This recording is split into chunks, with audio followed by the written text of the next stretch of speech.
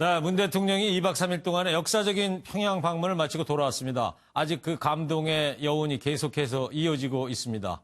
평양 정상회담 뒷이야기 연장현 기자와 뉴스 추적하도록 하겠습니다. 자, 연 기자. 예. 이번 방북 일정 중에서 남북 정상회가 함께 백두산에 지금 올라갔던 사진 있잖아요. 가장 예. 기억에 남는데 오늘 청와대에서 미공개 영상을 공개했다면서요? 네, 방북단이 평양 순안공항에 도착했을 때부터 다시 한국으로 돌아올 때까지 네. 이 영상들을 또 추가로 공개를 했습니다. 어떤 것들이 있습니까? 예, 특히 이 중에서 백두산 일정이 이번 평양 정상회담의 대미를 장식했기 때문에 국민들의 관심도 상당히 쏠렸는데요. 함께 영상을 좀 보면서 설명을 드리겠습니다. 네. 방북 마지막 날에 아침이었죠. 새벽 5시부터 방북단이 백두산으로 출발할 준비를 했는데 보시는 것처럼 한복을 곱게 차려입은 평양 시민들이 컴컴한 어둠 속에서도 거리에 나와서 환호성을 보내주는 모습을 저 새벽인데도 환영 인파가 나왔군요. 예, 굉장히 이른 시간부터 대기를 했을 거라고 추정이 됩니다. 네. 이날 특별수행단과 취재진은 북한 항공사인 고려항공을 타고 삼지연으로 이동했는데요. 북한 국적기를 타는 것이 상당히 이례적인 경험이기 때문에 사진을 찍는 연예인들의 모습도 볼 수 있었고 예. 또 고려항공 승무원들이 승객들을 맞이하는 장면도 함께 공개됐습니다. 예. 백두산 천지의 청명한 날씨와 또 맑은 그 천지 물에 대한 관심도 상당했는데요. 이번에 함께 평양을 갔었던 이 마술사 최현우 씨가 묘사한 천지물 함께 감상해 보시죠. 대박이라고. 물이 너무 깨끗해요. 근데 진짜 이 안에 막 용이 산다고 해도 믿을 만큼 진짜 신성한 느낌이에요. 네. 마술사 최현우 씨가 얘기하니까 더 실감나는 것 같아요. 용이 산다고 그러니까. 참, 용이 살 정도로 저 깨끗하다는 천지인데 한번 가보고 싶긴 한데.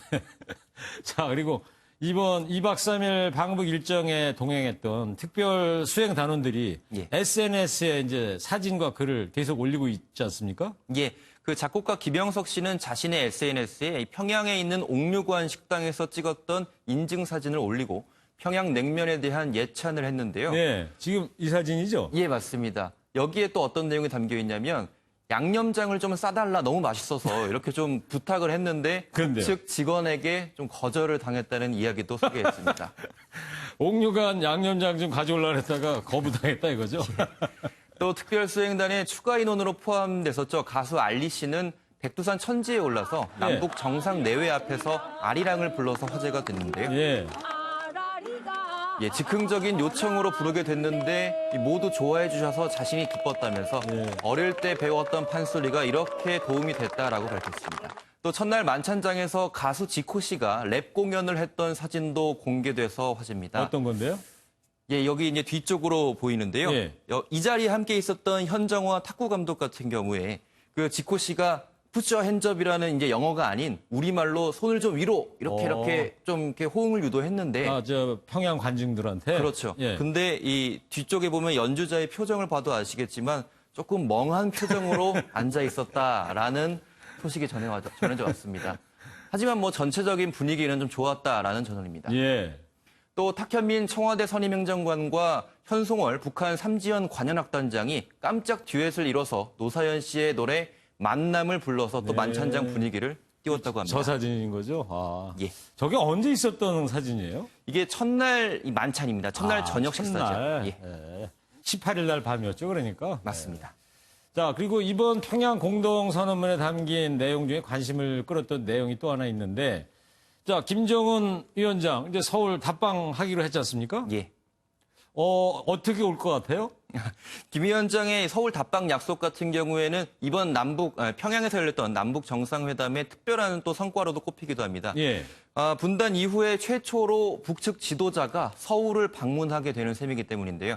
하지만 우선 김 위원장이 서울 답방을 오기 전에 2차 북미 정상회담이 먼저 성사돼야 하지 않을까 조심스럽게 예상해 볼 수 있습니다. 네. 왜냐하면 남북 관계의 개선도 중요한 문제지만 또 이 한반도 비핵화 문제, 그 협상을 미국과 또 진행을 하고 있기 때문에 네. 아주 굉장히 중요한 문제라고 할 수 있습니다. 김정은 위원장이 서울 온다면 그 시기는 언제쯤 예상할 수 있을까요? 네, 앞으로 있을 굵직한 정치적 현안들을 제가 좀 짚어드리도록 하겠습니다. 우선 트럼프 미국 대통령의 중간 선거가 11월 6일에 예정돼 있습니다. 네. 그 전에는 아마 2차 북미 정상회담이 개최될 것으로 보이고요. 김정일 국방위원장의 기일이 12월 17일입니다. 12월 중순 이후부터는 김 위원장이 또 내년 신년사를 본격적으로 준비해야 되기 때문에 굉장히 바빠질 것 같습니다. 네. 이렇게 앞뒤로 기간을 좁혀보면 김 위원장의 서울 답방은 11월 중순부터 12월 초 그 사이에 이루어지지 않을까 싶습니다. 11월 중순부터 12월 초다. 그렇습니다. 네, 이번에 특별수행단원 자격으로 방북했었던 손경식 CJ그룹 회장은요. 이 날짜가 정해지진 않았지만 김 위원장이 12월에 온다고 들었다고 밝히기도 했습니다. 김 위원장이 서울을 방문하게 되면 경의선 열차를 타고 방남을 하거나 문 대통령이 이번에 평양을 갈 때 이용했던 서해 직항로를 이용해서 비행기를 타고 서울로 올 가능성도 있습니다. 숙소는 어디가 될까요, 그러면? 예, 김 위원장이 묵을 숙소, 서울 도심에 있으면서도 경호에 유리한 조건을 좀 갖췄다고 평가받는 워커힐 호텔 등이 거론되고 있습니다. 네, 그렇군요.